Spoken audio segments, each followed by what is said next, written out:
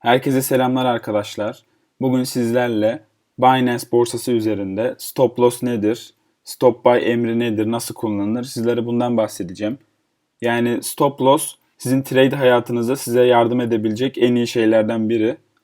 Çünkü bu piyasada bildiğiniz gibi dip yok arkadaşlar.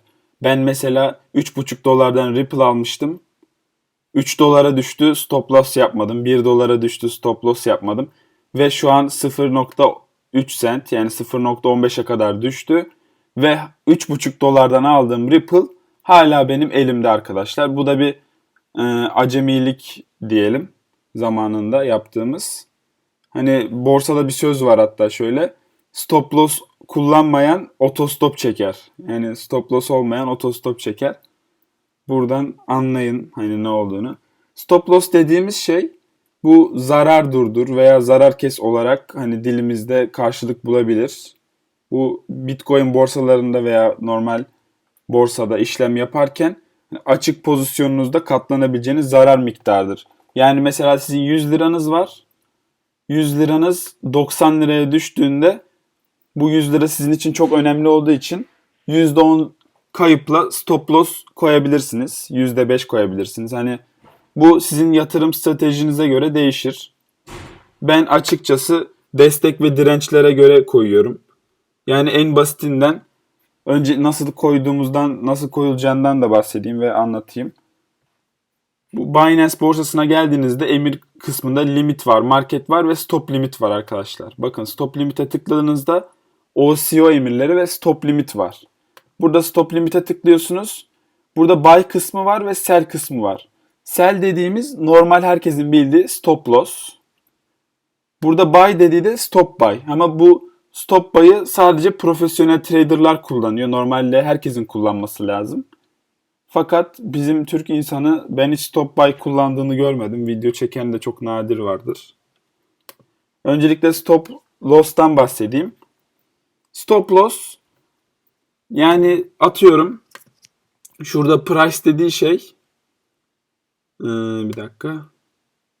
Şurada price dediği şey şurada şu an limitteyiz. Geldik. Evet. Burada stop dediği şey arkadaşlar bu trigger demek. Yani tetiklendiği. Mesela şu an bir BNB 23,40 cent ya arkadaşlar. Siz burada diyorsunuz ki burada mesela kaçmış? 22,75.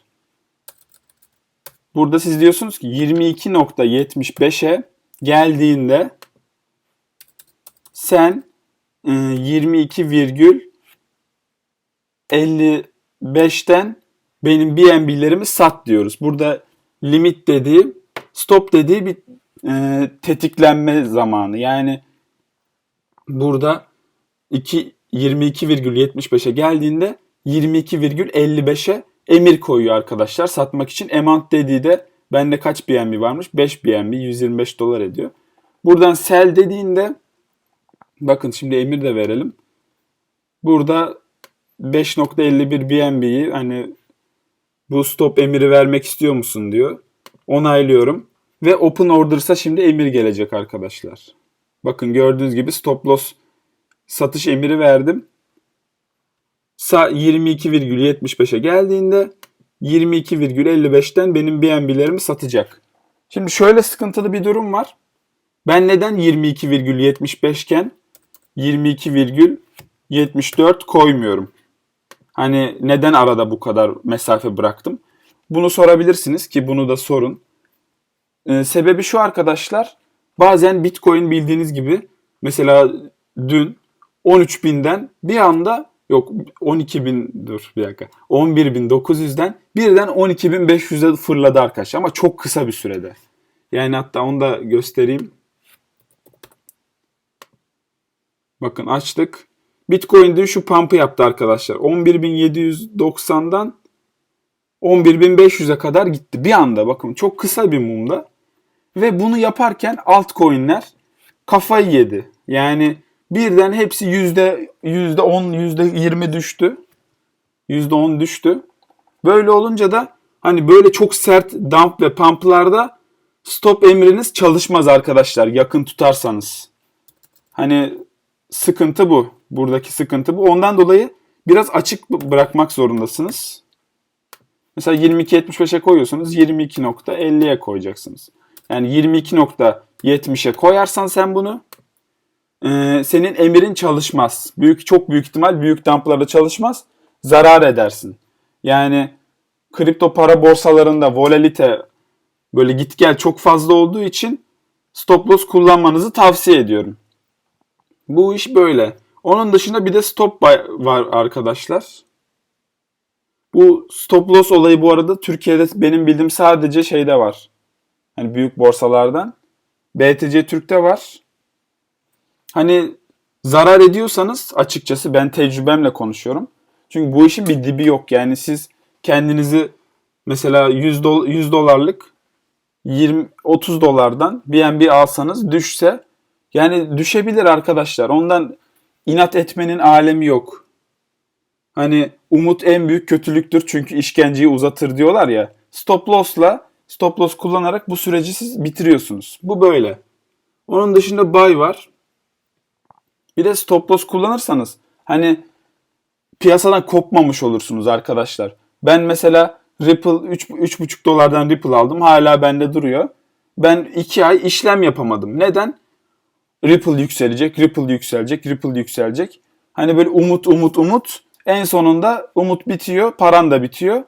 Hani önemli olan piyasadan kopmamak, piyasada kalmak. Şimdi stop limite geldiğimizde buy kısmına geliyoruz.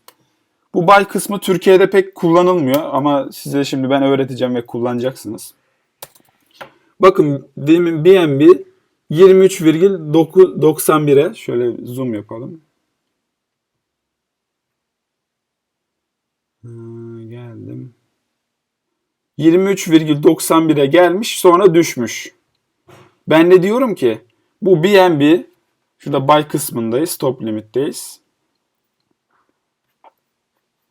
BNB 23.91 ya. Yani ben anladım ki burada 24 dolarda bir direnç var.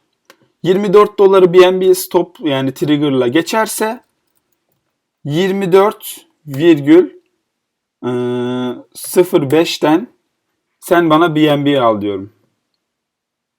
Şöyle de buy diyorum. Yani şöyle büyük bir direnç varsa önünde ve siz bu direnci kırar ve yürüyeceğini düşünüyorsan, mesela bence şu an 24 doları kırarsa bunun ilk hedefi 30 dolardır arkadaşlar. Ben diyorum ki 24 doları kırarsa 24,05'ten bana BNB al. Buy diyorum. Burada yine onaylatıyor. Confirm diyorum.